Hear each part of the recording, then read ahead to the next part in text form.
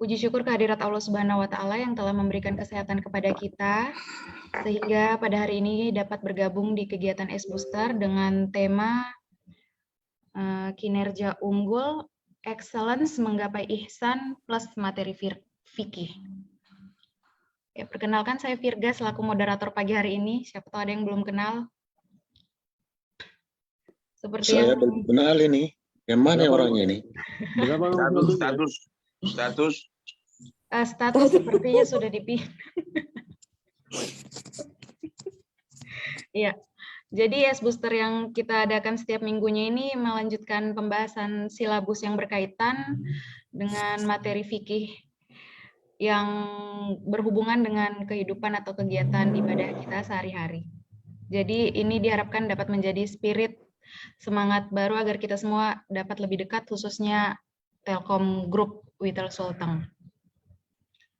Selanjutnya untuk mengawali kegiatan kita pagi hari ini, mari kita dengarkan pembacaan ayat suci Al-Quran beserta terjemahannya yang akan dibawakan oleh Ibu Makfirah dan Pak Irwan. Waktu dan tempatnya dipersilahkan. Orang pintar ini perempuan. Assalamualaikum warahmatullahi wabarakatuh. Waalaikumsalam. Waalaikumsalam warahmatullahi wabarakatuh. A'udzu billahi minasy syaithanir rajim. Bismillahirrahmanirrahim. Kuntum khaira ummatin ukhrijat linnas ta'muruna bil ma'rufi wa tanhauna 'anil munkar wa tu'minuna billah. Walau amana ahlul kitabi lakana khairan lahum minhumul mu'minuna wa aktsaruhumul fasiqun. Shadaqallahul azim. Bismillahirrahmanirrahim. Aku berlindung kepada Allah dari godaan syaitan yang terkutuk dengan menyebut nama Allah yang Maha Pengasih lagi Maha Penyayang. Kamu adalah orang yang terbaik yang dilahirkan untuk manusia, menyuruh kepada yang ma'ruf dan mencegah dari yang mungkar, dan beriman kepada Allah.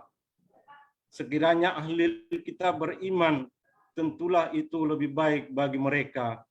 Di antara mereka ada yang beriman, dan kebanyakan mereka lah orang-orang yang fasik. Maha benar Allah dengan segala firman-Nya. Wassalamualaikum warahmatullahi wabarakatuh. Waalaikumsalam warahmatullahi wabarakatuh. Ya, selanjutnya dengan hormat Pak Ihwan selaku General Manager Telkom Witel Sulteng, kami persilakan untuk memberikan sambutannya. Kurang lebih 5 menit mungkin Pak, waktu dan tempatnya dipersilahkan. Iya, terima kasih Kak Vivi. Assalamualaikum warahmatullahi wabarakatuh. Waalaikumsalam warahmatullahi wabarakatuh. Alhamdulillahirrahmanirrahim. Allahumma sholli ala Muhammad wa ala ali Muhammad. Yang saya hormati Ustaz yang insya Allah akan membawakan acara pada pagi hari ini. Bapak-bapak dan ibu yang saya hormati, mari kita selalu memanjatkan puja dan puji syukur kepada Allah Rabbul Alamin, karena kita masih diberikan waktu dan kesempatan sampai pada hari ini, dan juga karena kita juga masih bisa mengatur diri kita untuk mengikuti acara S Booster yang insya Allah selalu dilaksanakan setiap hari Kamisnya. Dan tentu mari kita selalu menyampaikan salawat dan taslim kita kepada baginda Nabi Muhammad SAW yang telah mengenalkan, mengajarkan kita Islam sebagai agama kita dan menjadi uswatun hasanah kita. pada kesempatan hari ini, kalau tidak salah, temanya adalah menjadi pribadi yang excellence. Saya kira satu hal yang luar biasa karena kita ingin menjadi pribadi yang unggul, dan tentunya untuk jadi pribadi yang unggul ini tidak hanya secara skill saja, namun yang paling utama adalah bagaimana kita memiliki kepribadian yang unggul, akhlaknya begitu, akhlakul karimahnya. Jadi tidak hanya skill, tidak hanya knowledge, tapi yang paling penting adalah akhlakul karimah. Kalau orang mengatakan behavior, attitude, ya, tapi di kita di Islam adalah akhlak yang mulia, akhlakul karimah. Ya, sekira ini yang paling utama yang harus kita tingkatkan, dan akhlakul karimah ini sangat berperan dalam menentukan kesuksesan dalam hidup kita. Boleh jadi kita pintarnya luar biasa, tetapi biasanya yang mendapatkan amanah, yang mendapatkan kepercayaan itu adalah manakala dia memiliki akhlak yang baik, orangnya santun, ramah, senyum, suka menolong, jujur, ya, melaksanakan tugas dengan baik. Biasanya orang yang seperti inilah yang biasanya mendapatkan kepercayaan lebih daripada siapapun dia berada.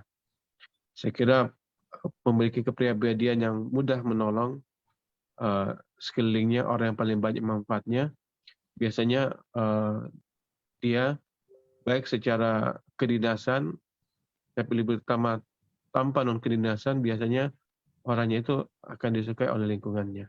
Mudah-mudahan kita semua bisa menyeimbangkan antara meningkatkan skill kita yang memang harus dibutuhkan dengan bagaimana kita memiliki pribadi yang mulia. Dan contoh yang paling bagus adalah mencontoh kepada apa-apa saja yang telah dilakukan oleh baginda Nabi Muhammad ataupun sahabat-sahabat beliau yang tentunya bisa menjadi contoh bagi kita. Kalau kita mau melihat orang yang paling mulia dalam urusan menyumbang, itu kita bisa lihat juga pribadi istri Nabi, Khadijah. Beliau orang kaya luar biasa sebelum kawin dengan baginda Nabi, dan pada waktu beliau meninggal sudah tidak punya apa-apa lagi karena semua dikorbankan untuk bagaimana membesarkan Islam ini. Saya kira itu dari saya. Mohon maaf kalau agak panjang dan lebar, Kak Vivi, ya. Tapi satu saya Pak, satu istri, 4 anak, semuanya putri, gitu ya. Kalau Vivi nggak tahu statusnya apa ini. Makasih. Assalamualaikum warahmatullahi wabarakatuh. Waalaikumsalam warahmatullahi wabarakatuh. Terima kasih Pak Ikhwan atas sambutannya. Baik, selanjutnya kita langsung masuk ke acara utama kita. Pak Ustadznya sudah hadir sudah monitor Pak Ustadznya. Jadi kita langsung lanjut ke acara utama kita, yaitu sharing materi kinerja unggul excellence plus materi fikih. Kinerja unggul excellence menggapai ihsan plus materi fikih yang akan langsung dibawakan oleh Ustadz Profesor Dr. Rusli MSOC SC. Kepada Pak Ustadz, waktu dan tempat dipersilahkan. Terima kasih Ibu Firda Vivi. Iya. Sama-sama. Mohon izin di share screen ini.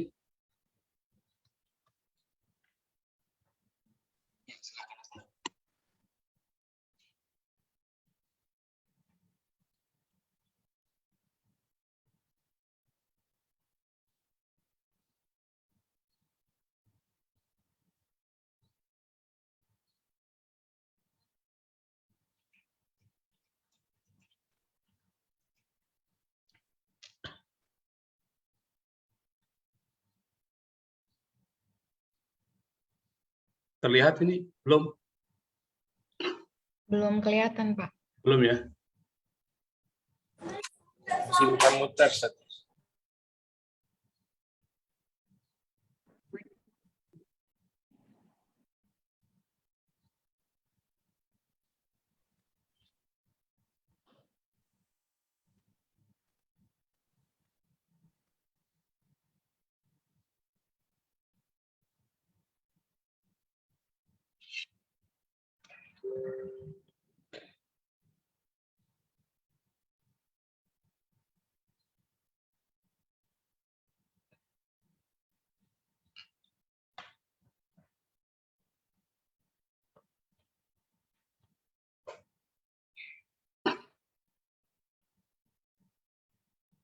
Bisa terlihat, Mbak ya? Masih belum kelihatan, Pak. Oh Belum. ya, ini sudah masuk. Sudah.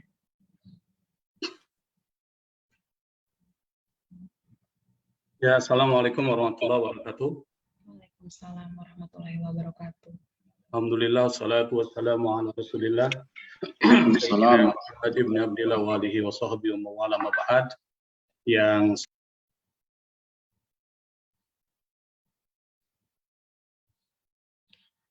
Pak, suaranya ke mute itu, Pak.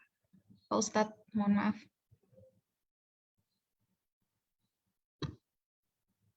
Hostnya. ya. Assalamualaikum warahmatullahi wabarakatuh. Waalaikumsalam warahmatullahi wabarakatuh. Alhamdulillah, salatu wassalamu ala rasulillah. Sayyidina Muhammad ibn Abdillah wa alihi wa sahbihi wa mawala ma ba'd.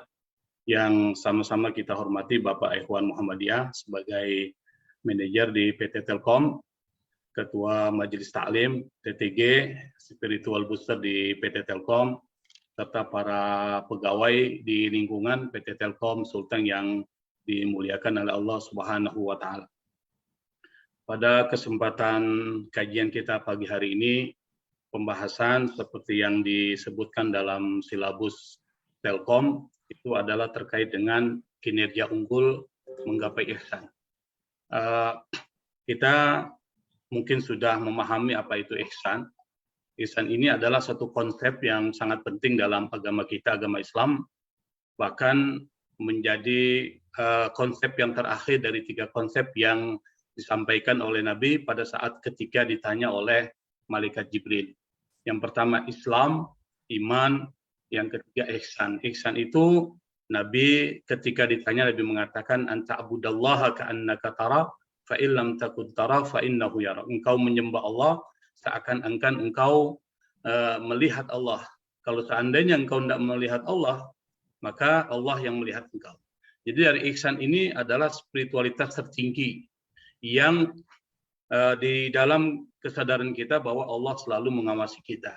Nah, selalu berada dalam pengawasan Allah, maka akan memunculkan kebaikan-kebaikan. Nah, salah satunya adalah kebaikan di tempat kerja, di pekerjaan, di perusahaan, yang kemudian melahirkan yang disebut dengan excellence, yaitu kinerja unggul.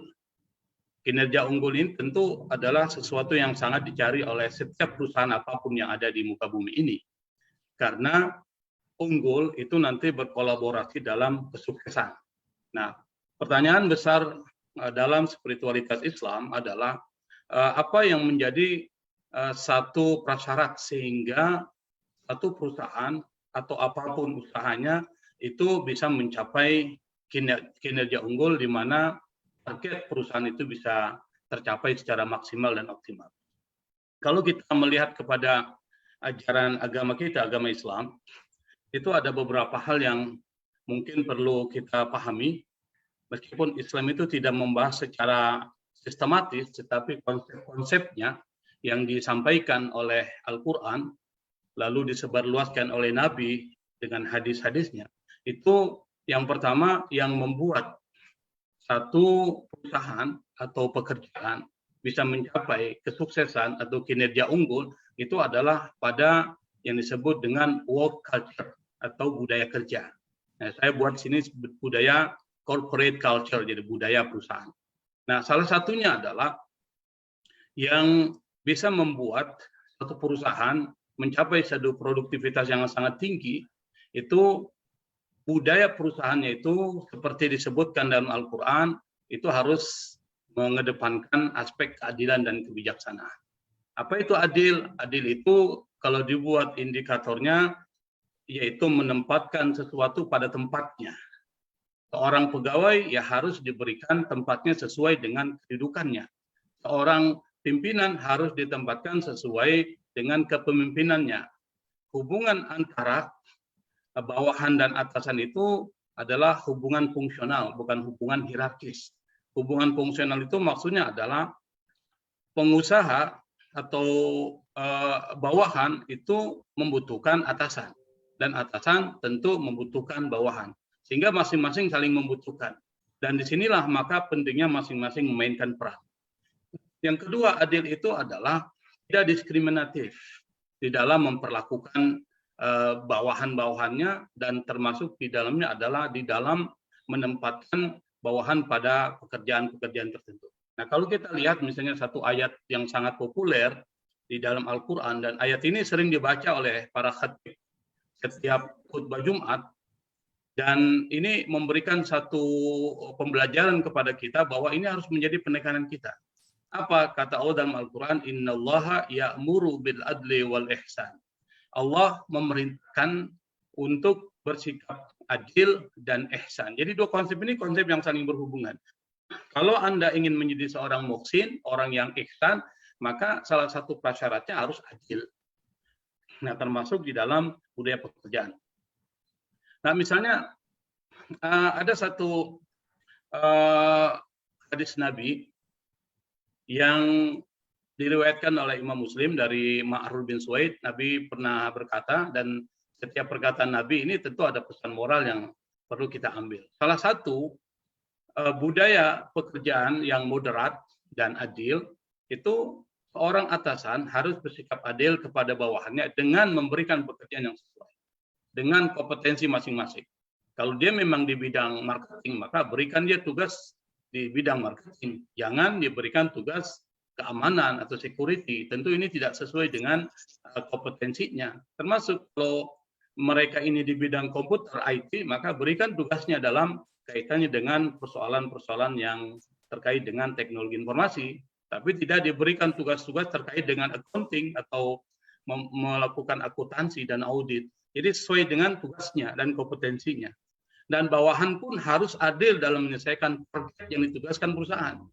Nah, seorang disebut adil bawahan itu adalah ketika dia diberikan tugas oleh pimpinannya, maka dia harus menyelesaikan sesuai dengan target yang ditetapkan. Kalau bisa melebihi target yang ditetapkan. Nah, kalau menyelesaikan tugas sesuai dengan target yang ditetapkan, maka itu adalah pekerjaan standar. Tapi kalau seandainya melebihi target yang sudah ditetapkan oleh perusahaan, maka itu disebut dengan profesional. Misalnya si A diperintahkan oleh atasannya untuk menyelesaikan 10 dokumen satu hari. Tetapi dia bisa menyelesaikan sampai 15 dokumen, maka dia adalah orang yang profesional. Kenapa? Karena melebihi target, melebihi standar. Nah, ini yang dibutuhkan, yang disebut dengan inovatif dan kreatif. Ma'rur bin Suwaid berkata, Rasul SAW pernah mengatakan kepada Abu Dzar Al-Ghifari, wala tukallifuhum ma yaglibuhum fa in kaliftumuhum fa'inuhum.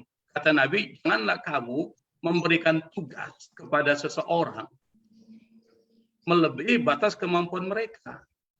Meskipun ini konteksnya kepada hamba sahaya, tetapi ini makna umumnya bisa ditarik pesan moral ini kepada semua yang diberikan tugas. Jangan melebihi batas kemampuan mereka. Allah saja ketika menetapkan hukum yang kita jalankan itu tidak pernah melebihi kemampuan kita. La yukallifullahu nafsan illa usaha. Kata Allah, Allah tidak pernah membebankan melebihi dari kemampuan kita. Nah, jika akan kamu tugaskan juga sementara mereka tidak memiliki kemampuan, hendaklah kamu membantu dia, artinya mengarahkan dia sehingga melakukan pekerjaan sesuai dengan target yang ditetapkan. Nah, membantu dia tentu harus memberikan pelatihan kepada dia, memberikan briefing kepada dia sesuai dengan target pekerjaan yang diberikan kepada mereka. Training, lalu kemudian mereka bisa Setelah training mungkin melakukan pengawasan, melakukan pendampingan sehingga mereka bisa maksimal dalam pekerjaan. Ini adalah ajaran Nabi terkait dengan membangun budaya kerja yang adil. Yang kedua, itu budaya kerja dan budaya perusahaan yang diperintahkan oleh Allah dalam Al-Quran dan juga oleh Nabi Muhammad SAW ini, prinsip yang kedua itu adalah tidak membahayakan. Jadi budaya kerja itu tidak membahayakan baik kepada pimpinannya maupun kepada bawahannya. Nah, di dalam salah satu kaidah fikih itu ada satu kalimat yang sangat populer, la dharar wala dirar. Tidak boleh membahayakan dan tidak boleh membalas dengan bayang simpel. Dan ini menjadi kaidah dasar. Yang kedua, Nabi juga pernah mengatakan dalam salah satu hadis yang sangat masyhur, ad-dharar yuzal, segala bentuk bahaya dihilangkan, termasuk di dalam perusahaan. Kalau ada satu pekerjaan yang itu bisa membahayakan para pegawainya, maka harus diberikan perlindungan. Makanya kalau kita lihat beberapa perusahaan-perusahaan itu, mereka ada standar keamanan terhadap perusahaan tersebut dalam melakukan pekerjaan. Yang ketiga yang saya pikir penting ini, yang mungkin hanya ada di dalam perusahaan Islam, perusahaan yang berbasis pada syariah itu, yaitu lingkungannya halal. Jadi dalam perusahaan itu tidak boleh ada satu praktek-praktek yang menyalahi prinsip kehalalan. Kenapa? Karena kehalalan itu adalah bagian identitas dari seorang Muslim. Kata halal itu sendiri artinya bersih, nyaman, bersih dan nyaman. Jadi segala sesuatu yang disebut halal itu yang pertama harus bersih, nyaman, dan tidak membahayakan kepada orang yang mengkonsumsi. Maka kita diperintahkan oleh Allah Subhanahu wa Ta'ala pada saat ketika mengkonsumsi makanan itu syaratnya harus halal. Kenapa? Karena sesuatu yang tidak halal maka dia adalah kotor. Sesuatu yang tidak halal itu membahayakan. Sesuatu yang tidak halal itu membuat tidak nyaman. Maka kalau itu dikonsumsi pasti ada mudarat-mudarat atau bahaya-bahaya yang akan timbul. Kenapa misalnya babi itu diharamkan? Dan Allah Subhanahu wa Ta'ala lebih tahu apa yang menjadi rahasia di balik pengharaman terhadap babi tersebut. Meskipun banyak riset yang mengatakan di dalam babi itu ada cacing pita. Kalau seandainya cacing pita itu lalu dihilangkan dari babi itu, apakah otomatis babi itu menjadi halal karena dihilangkan cacing pita? Tidak. Ada aspek-aspek lain yang mungkin kita tidak ketahui dan itu bisa membahayakan kepada orang yang mengkonsumsinya, termasuk khamar, termasuk yang lainnya. Maka salah satu budaya perusahaan yang bisa memunculkan kinerja unggul dalam perspektif spiritualitas Islam itu adalah halal environment. Jadi halal, lingkungannya harus halal. Segala sesuatunya tidak boleh menyalahi aturan-aturan syariah. Nah, ini terkait dengan budaya perusahaan.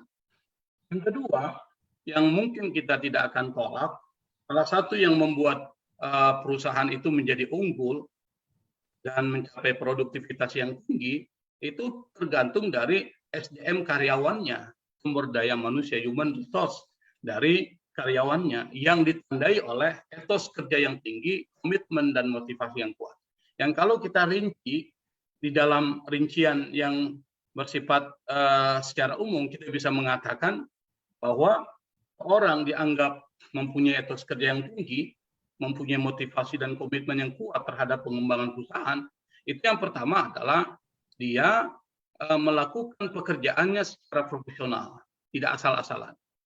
Beberapa kajian sebelumnya mungkin kita sudah menjelaskan terkait dengan konsep ini, bahwa Allah Subhanahu wa Ta'ala itu menyukai orang yang kalau bekerja itu bersifat profesional, al-itqan. Innallaha yuhibbu minal abdi idza amila ahadukum ayyutkina fi amalihi. Nabi pernah mengatakan Allah sungguh mencintai orang yang bekerja atau melakukan pekerjaan, dia memperbaiki, memperbagus pekerjaan tersebut dan tidak asal-asalan. Bahkan Nabi mengatakan orang yang bekerja dengan profesional itu seperti orang yang berjihad. Jadi pekerjaan itu ada kaitan dengan ibadah dan orang yang bekerja itu disebut dengan jihad. Pernah satu ketika para sahabat sedang berkumpul dengan Nabi, tiba-tiba ada orang yang badannya bagus, kekar, gagah, itu sedang memotong kayu. Dan itu untuk bagian dari pekerjaan untuk menafkahi keluarganya. Sahabat bilang, alangkah bagusnya orang itu kalau seandainya tenaga yang dia miliki itu digunakan fi sabilillah. Lalu Nabi kemudian mengkritik apa yang dikatakan sahabat. Kata Nabi, kalau dia bekerja untuk memberikan nafkah buat orang tuanya, fahuwa fi sabilillah, maka dia berada di jalan Allah. Jihad. Kalau dia bekerja untuk menafkahi anak dan keluarganya, maka fahuwa fi sabilillah, itu berada di jalan Allah Subhanahu wa taala dan tentu akan mendapatkan pahala. Itu indikator yang pertama, orang yang mempunyai work ethic atau etos kerja yang tinggi. Yang kedua, kalau dia melakukan pekerjaan itu tuntas, berkualitas, tidak pernah menunda-nunda, apalagi menangguhkan jadwal dari target yang sudah ditetapkan. Ada satu cerita yang menarik ya. Nabi pernah satu ketika itu melihat ada seorang tangannya itu bengkak-bengkak. Nabi lalu kemudian mendekati orang tersebut. Nabi berkata, apa yang membuat tangan engkau ini kok menjadi bengkak-bengkak seperti ini? Apa kata orang tersebut? Ya Rasul, saya bekerja sebagai tukang yang memecahkan batu-batu. Dan pekerjaan itu tuntas dilaksanakan. Sehingga membuat tangan saya bengkak-bengkak seperti ini. Nabi lalu ambil, pegang tangan tersebut, lalu dicium oleh Nabi. Nabi kemudian mengatakan, hadhihi yadun la tamassun nar. Inilah tangan yang tidak akan pernah disentuh oleh api neraka. Jadi yang kedua harus tuntas, tidak selesai, berkualitas, bermutu sesuai dengan spesifikasi yang sudah ditetapkan. Dan yang ketiga adalah tidak pernah menangguhkan pekerjaan itu dari jadwal yang sudah ditetapkan. Kalau kita lihat misalnya para nabi itu adalah contoh sampel yang bagus. Misalnya Nabi Ibrahim itu orang pekerja. Jadi beliau punya pekerjaan itu adalah membangun bangunan sebagai konstruktor, atau dia seorang yang sangat pakar dan ahli dalam membangun bangunan. Nabi Ibrahim. Kalau kita lihat Nabi Yusuf, seorang pakar ekonomi yang kemudian membuat negeri Mesir saat itu yang dipimpin oleh raja yang sangat baik, itu bisa mencapai satu kemakmuran yang luar biasa berdasarkan keahlian dari Nabi Yusuf dalam melakukan prediksi-prediksi ekonomi.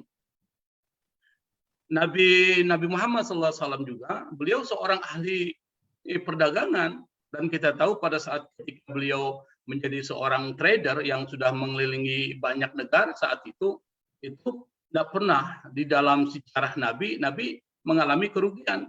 Ini bisa dicontoh sistem perdagangan Nabi. Yang Nabi itu nanti kita lihat dia membangun brand, lalu kemudian memperbagus pelayanan yang itu. Insya Allah akan kita bahas nanti pada di akhir itu. Yang ketiga adalah ketika melakukan pekerjaan itu benar-benar perencanaannya matang. Perencanaannya jelas, tahapan-tahapannya jelas, dan ada skala prioritas. Kebanyakan dari kita itu seringkali ketika melakukan pekerjaan itu masa dibakal, tidak ada perencanaan yang jelas, kadang membuat yang disebut dengan pentahapan tindakan, dan perlu juga melakukan evaluasi dengan menggunakan analisis SWOT dan menetapkan skala prioritas. Ini penting. Kita kadang-kala sulit itu menentukan mana yang prioritas dan mana yang tidak. Banyak terjadi dalam diri kita itu yang tidak prioritas itu menjadi fokus, sementara yang prioritas itu tidak diberikan perhatian yang sangat serius.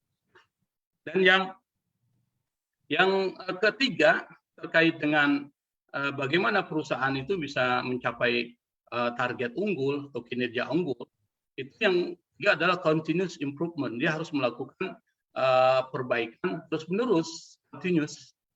Di mana pelayanan itu penting, service. Karena tanpa pelayanan yang maksimal, sulit perusahaan itu mencapai satu target atau produktivitas yang unggul, mendapatkan keuntungan yang lebih maksimal. Pelayanan itu saya pikir sesuatu yang paling penting. Saya ingin memberikan satu contoh, misalnya Nabi Muhammad SAW. Beliau sebelum menjadi nabi itu seperti yang kita ketahui itu sudah menjadi seorang pedagang, dan salah satu mitra perdagangannya adalah Siti Khadijah radhiyallahu anha yang kemudian menjadi istrinya. Kenapa Siti Khadijah sampai kemudian menjadikan Nabi Muhammad SAW sebagai suaminya? Karena Nabi Muhammad SAW itu seorang yang mempunyai karakter yang sangat bagus dan banyak memberikan keuntungan dalam perniagaan yang dimiliki oleh Siti Khadijah. Satu ketika, pada saat ketika Nabi sedang melakukan perdagangan, itu ada seorang yang melakukan transaksi dengan Nabi. Lalu dia berkata, masih ada urusan saya nanti dengan engkau, ya Muhammad, insya Allah 3 hari yang akan datang, insya Allah saya akan kembali lagi. Ternyata orang tersebut itu lupa kalau dia ada janji dengan Nabi yang saat itu belum menjadi Nabi. Nabi Muhammad SAW sebagai seorang pedagang, dia tunggu orang tersebut sampai kemudian orang itu ingat 3 hari berikutnya, lalu datang, ternyata Nabi masih menunggu orang tersebut. Nabi mengatakan kepada dia, saya ini gelisah sekali. Pokoknya ini, saya ini gelisah, engkau telah membuatku resah. Aku berada di sini selama 3 hari menunggu. Dan hadis ini diceritakan oleh Abdullah ibnu Abdul Hamdah yang diriwayatkan oleh Imam Abu Dawud. Nah, yang berikutnya adalah continuous improvement, perbaikan yang terus-menerus dalam mutu produk sesuai dengan apa yang diinginkan oleh konsumen yang sudah menjadi pembahasan kita yang lalu, bahwa ketika kita menciptakan produk, jangan fokus kepada produk, tapi fokus kepada konsumen. Memberikan pelayanan kepada konsumen, karena yang menjadi user, pemakai dari produk kita adalah konsumen, dan konsumen itu pikirannya dipengaruhi oleh perkembangan zaman dan tren-tren yang muncul. Nah, ini saya pikir beberapa hal yang terkait dengan yang terkait dengan persoalan kajian kita terkait dengan persoalan kinerja unggul. Kita akan masuk pada pembahasan berikutnya, yaitu terkait dengan materi fikih yang merupakan kelanjutan pada materi sebelumnya. Pada materi sebelumnya kita sudah membahas ada beberapa hal yang harus dilakukan pada saat ketika kita menghadapi orang yang meninggal. Sebelum meninggal, pada saat ketika meninggal, dan setelah kuburkan, apa yang kita lakukan. Nah, salah satu konsep ajaran agama kita itu adalah ziaratul kubur, ziarah kubur. Yang ini jarang kita dapati pada agama-agama lain konsep itu. Meskipun mereka mungkin banyak melakukan ziarah ke kubur, tetapi tidak ada pedoman-pedoman yang khusus seperti yang dimiliki oleh agama kita, agama Islam. Nah, di dalam agama Islam, ziarah kubur itu bagian dari syariat. Nah, karena dia bagian dari syariat, tentu ada dimensi hukumnya. Ada dimensi hukum dan tentu ada manfaat.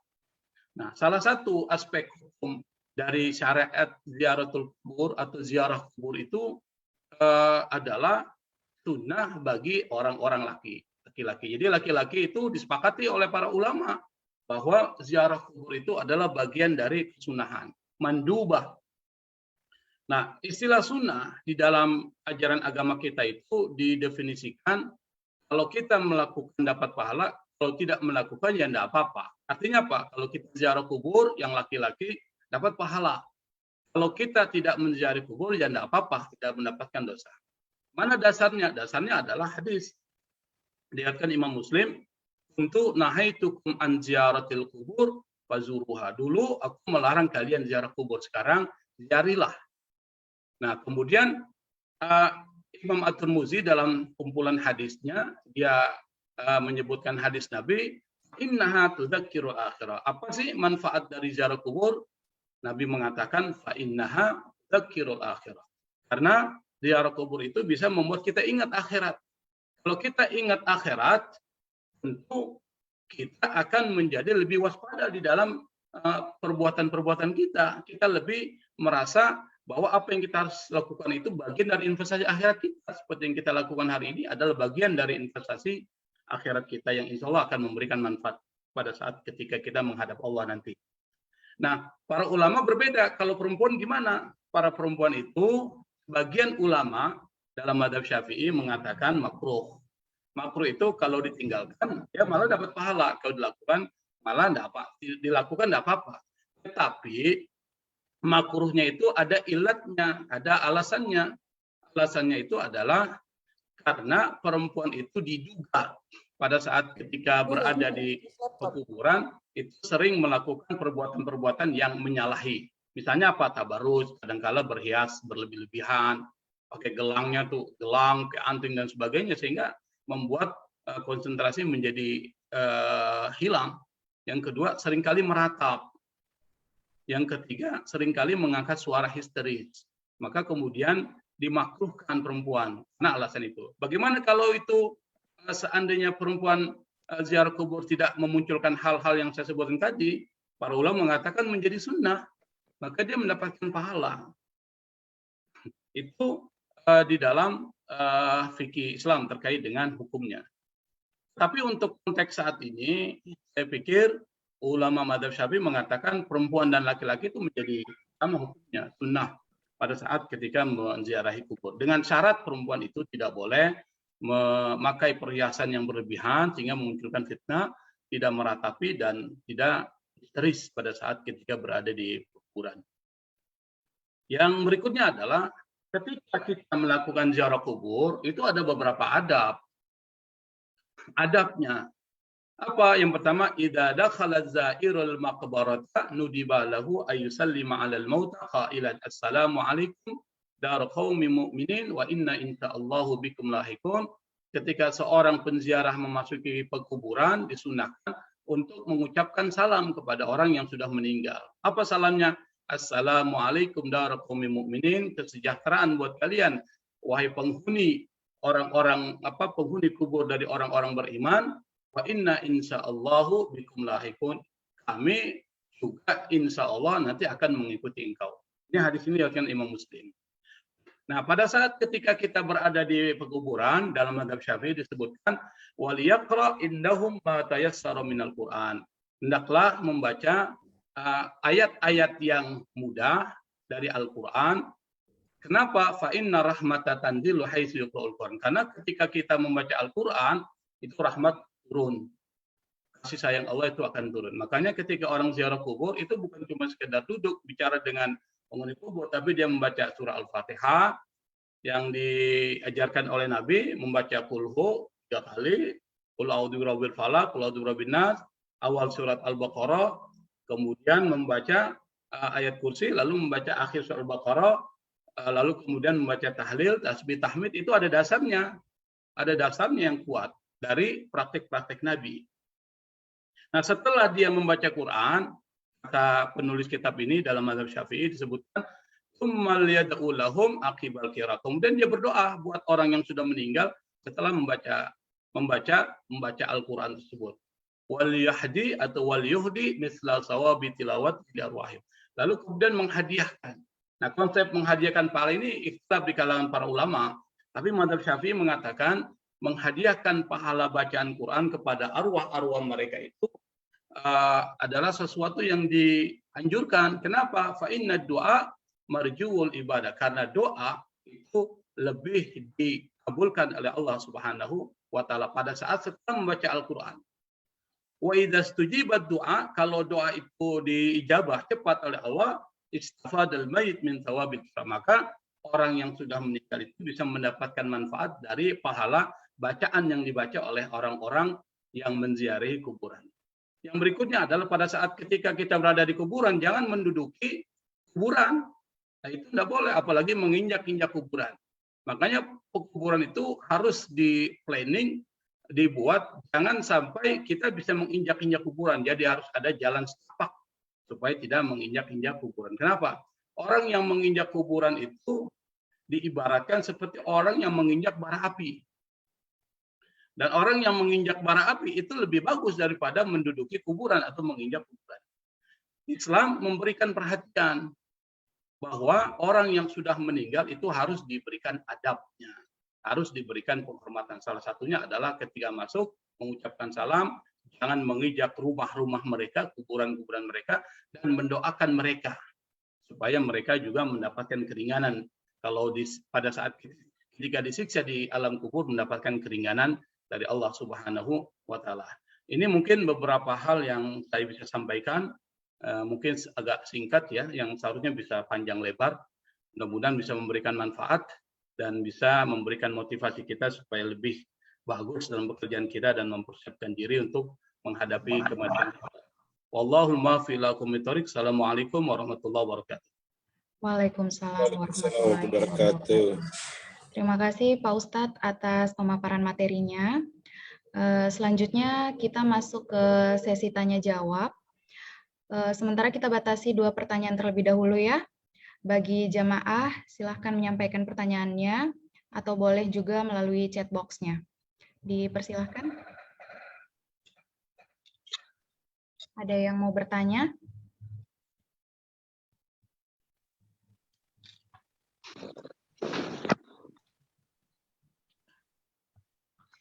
Kalau belum ada yang mau bertanya, ini saya bacakan dulu pertanyaan dari chat box.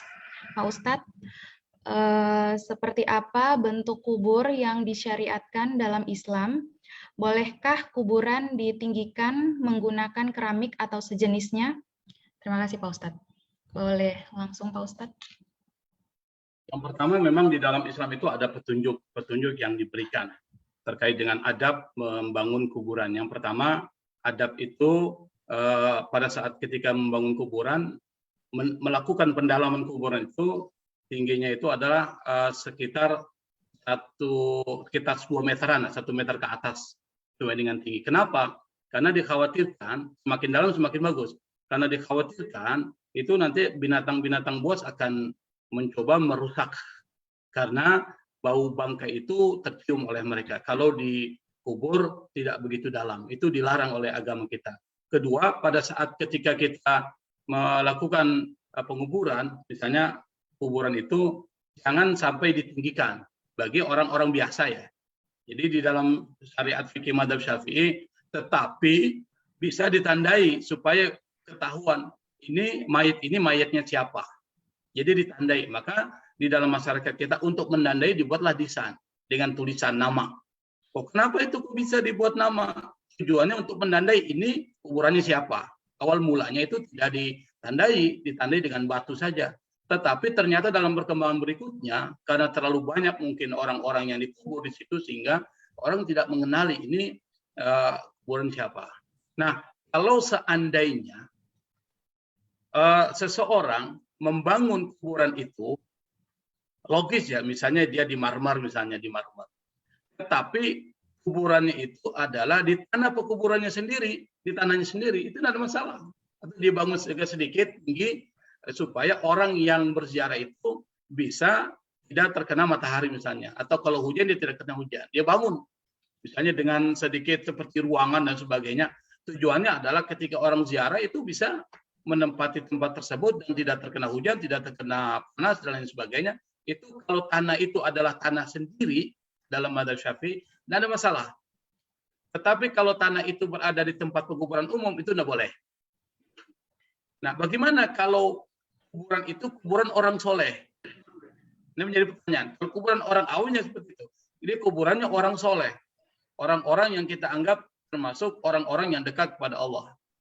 Katakanlah misalnya wali min auliyaillah. Menurut madzhab Syafi'i itu tidak ada masalah. Mungkin ini banyak perdebatan ya di kalangan madzhab lain. Tapi menurut madzhab Syafi'i itu tidak ada masalah. Kenapa? Karena itu adalah kuburan orang soleh untuk menandai itu. Makanya kalau kita lihat misalnya saya beri contoh di Indonesia, Sunan Ampel misalnya, itu kuburannya jelas itu. Ada Sunan Ampel, Sunan Kudus, kita kalau ziarah kelihatan tempatnya itu berada di tempat di satu bangunan misalnya. Atau misalnya yang paling dekat dengan kita misalnya Said Idrus bin Salim Al-Jufri, Habib Idrus, seguru tua. Kita lihat berada di belakang Masjid Al-Khairat misalnya. Atau mungkin Syekh Dato Karama yang ada di Kampung Lere. Itu semuanya bahasanya itu ada yang sejenis, ada bangun. Tetapi itu bukan sesuatu yang dianjurkan. Tapi kalau dilakukan tidak ada masalah. Nah, kalau itu dilakukan di tempat penguburan umum, maka itu menjadi masalah. Itu perlu dipahami. Kenapa? Karena penguburan umum milik publik. Tapi kalau di properti kita, tanah milik kita, itu tidak ada masalah. Saya pikir itu Ibu Vivi ya. Baik, terima kasih Pak Ustadz untuk pemaparan jawabannya. Rekan-rekan masih ada lagi yang ingin melakukan pertanyaan? Masih ada lagi? Masih bisa 1 pertanyaan lagi kayaknya. Itu di chat ada tuh pertanyaan Ibu Vivi. Iya, Pak. Bagian berdoa menghadap kuburan ya. Oh iya, Pak. Jadi kalau orang ziarah kubur itu sebenarnya bukan meminta kepada penghuni kubur, bukan. Semua orang tahu itu, tidak mungkin meminta. Tetapi dia berdoa kepada Allah. Nah, kalau dia di kuburan tentu dia menghadap ke kuburan dong kalau berdoa. Kalau dia berada di kuburan tidak mungkin membelakangi kuburan. Tapi bukan meminta kepada kubur, meminta kepada Allah. Nah, supaya permintaan kepada Allah itu lebih mendekati dikabulkan oleh Allah, itu ada beberapa strategi.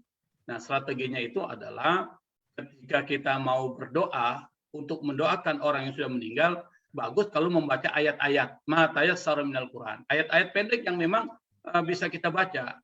Yang diajarkan oleh Nabi itu ya baca Al-Fatihah, baca awal surat Al-Baqarah, kemudian membaca ayat kursi dan membaca akhir surah Al-Baqarah, kemudian baca tasbih, tahlil, tahmid. Loh kok tasbih, tahlil dan tahmid itu dibaca seperti orang baca tahlil? Nabi dulu pada saat ketika menguburkan jenazah para sahabat, salah seorang sahabat, Nabi lalu berhenti sejenak. Setelah menguburkan berhenti sejenak. Tiba-tiba Nabi mengatakan subhanallah, subhanallah, subhanallah. Para sahabat ikut subhanallah, subhanallah, subhanallah. Subhanallah itu tasbih. Lalu kemudian Nabi mengatakan alhamdulillah, alhamdulillah, alhamdulillah. Para sahabat ikut.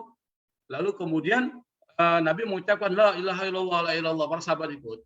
Setelah itu, para sahabat bertanya, ya Rasul, pada saat ketika selesai penguburan, engkau membacakan tasbih, tahlil, dan tahmid itu maksudnya apa? Apa kata Nabi? Ini hadisnya hadis sahih. Nabi mengatakan orang ini, orang soleh ini, bagaimana orang soleh masih itu kuburannya menyempit, sehingga kita bacakan itu. Lalu kemudian merenggang. Orang soleh saja masih belum begitu aman terkait dengan soal siksa kubur. Jadi kuburannya menyempit. Nah, salah satu bagian dari siksa kubur itu adalah kubur menyempit itu. Sehingga setelah Nabi membaca tasbih, tahlil, dan tahmid beberapa kali, itu ternyata kuburan itu kemudian merenggang kembali, tidak menyempit kembali. Tidak ada hikmahnya. Oleh karena itu maka berdasarkan Anda baca secara umum ya, berdasarkan mazhab Syafi'i, maka kita dianjurkan pada saat ziarah kubur bukan cuma sekedar ngomong, apalagi ngomong dengan penghuni kubur. Boleh nggak? Ya, ada masalah, tidak dilarang. Karena orang yang sudah meninggal, itu pada dasarnya mereka hanya pindah alam, disebut dengan alam barzakh. Kira-kira dia mendengar nggak dengan apa yang dikatakan keluarganya? Dia dengar, cuma kita nggak bisa mendengar jawaban. Dia menjawab, tapi kita tidak bisa mendengar jawaban mereka. Misalnya kalau kita masuk kuburan, kita suruh mengucapkan assalamualaikum. Assalamualaikum ini kan bagi orang yang bahasanya masih hidup. Berarti orang-orang yang sudah meninggal itu bukan meninggal dalam artian sempurna meninggal, tapi dia pindah ke alam barzakh. Jasadnya memang tertinggal di bumi, tapi rohnya itu berada di alam barzakh dan dia menjawab salam kita. Kita assalamualaikum ya dar qaumul mukminin wa inna insyaallah bikum lahiqun. Itu dijawab waalaikumsalam. Tapi Allah takdirkan kita tidak mendengar salam mereka. Kalau seandainya kita bisa mendengar salam dari orang yang sudah meninggal, jarang orang mau ziarah kubur, takut. Tapi Allah takdirkan kita tidak mendengar. Sama Nabi itu diperdengarkan oleh Allah orang-orang yang disiksa dalam alam kubur. Nabi diperdengarkan. Tapi orang kebanyakan kita tidak diperdengarkan. Kalau kita diperdengarkan siksa kubur, saya yakin kita tidak akan bisa tidur. Dan mungkin kita tidak akan semangat bekerja. Pikiran kita sudah bagaimana, kita di akhirat saja. Tapi Allah takdirkan. Makanya pada saat ketika kita melakukan aktivitas dunia, arahkan untuk ibadah supaya dapat pahala terus modal buat kita. Nah, ada juga pertanyaan di Ibu Vivi ya. Iya, dari Ibu Haryati. Bagaimana hukumnya wanita memasuki kuburan atau ziarah kubur? Tadi saya sudah sampaikan bahwa untuk perempuan itu memang ada ikhtilaf, ada perbedaan pendapat. Ada yang mengatakan dia makruh aja. Makruhnya itu karena dia khawatirkan, tapi dugaan saja ini. Dia khawatirkan pada saat ketika ziarah kubur, itu dia memakai perhiasan-perhiasan yang tidak pantas lah. Yang kedua, itu bisa menghilangkan konsentrasi. Yang kedua, seringkali meratap dan histeris. Nah, kalau seandainya dia tidak seperti itu, maka dia dibolehkan. Kalau dia bisa menjaga dari hal-hal yang saya sebutkan tadi, maka dia dibolehkan. Bahkan menjadi sunnah. Menjadi sunnah.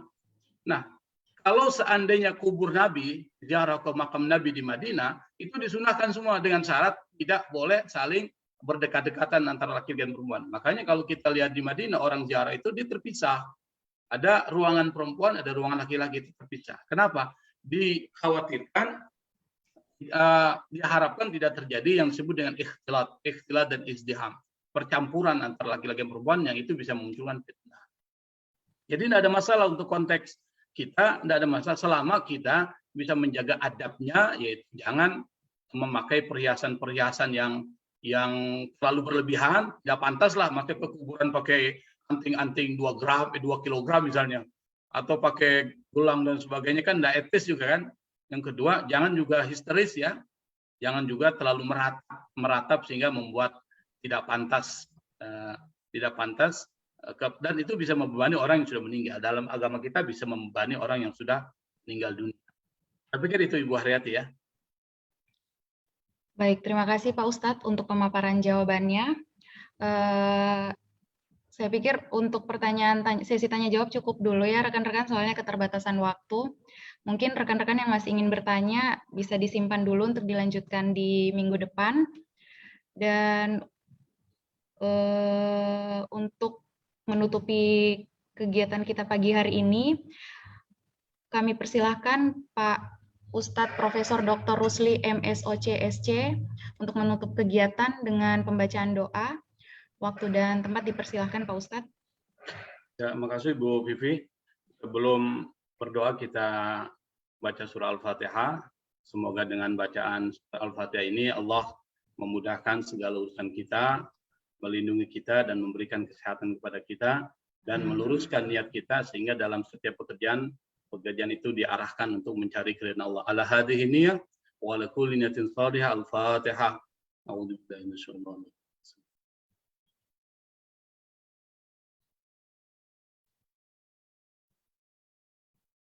Bismillahirrahmanirrahim. Alhamdulillahi rabbil alamin. Allahumma salli ala sayyidina Muhammad wa ala ali sayyidina Muhammad. Rabbana dhalamna anfusana wa illam taghfir lana tarhamna lanakunanna minal khasirin. Allahumma inna nas'aluka al-'afwa wal 'afiyah wa nas'aluka tamamal 'afiyah wa nas'aluka dawamal 'afiyah wa nas'aluka asy-syukra 'ala al-'afiyah wa nas'aluka al-ghina 'anil nas.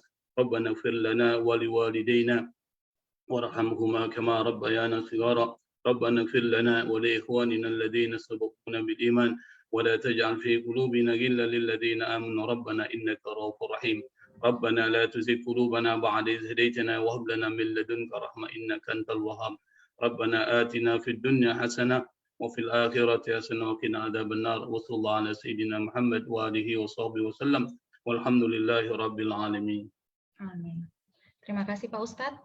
Untuk selanjutnya kita lanjut ke sesi foto bersama dulu ya.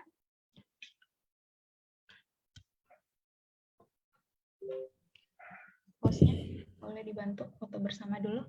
Rekan-rekan diaktifkan dulu kameranya.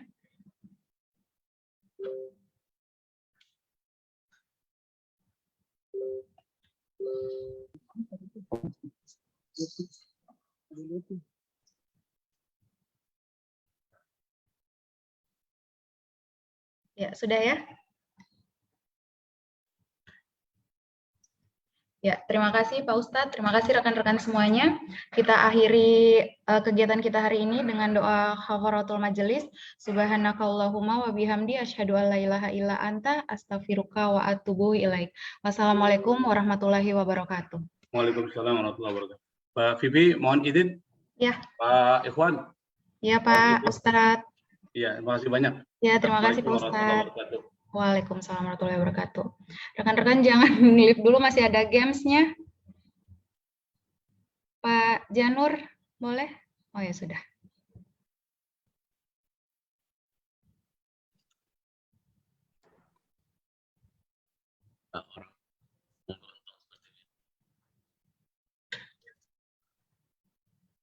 Ya.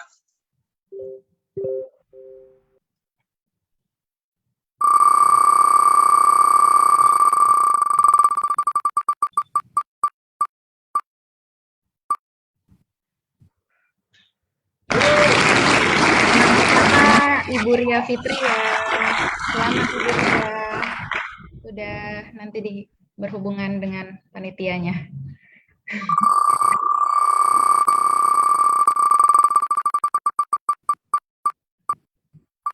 Pemenang kedua, Bapak Ansar, Bapak kita. Ansar.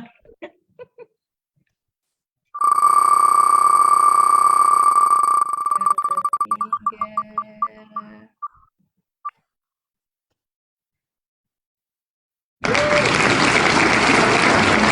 Mas Fikri.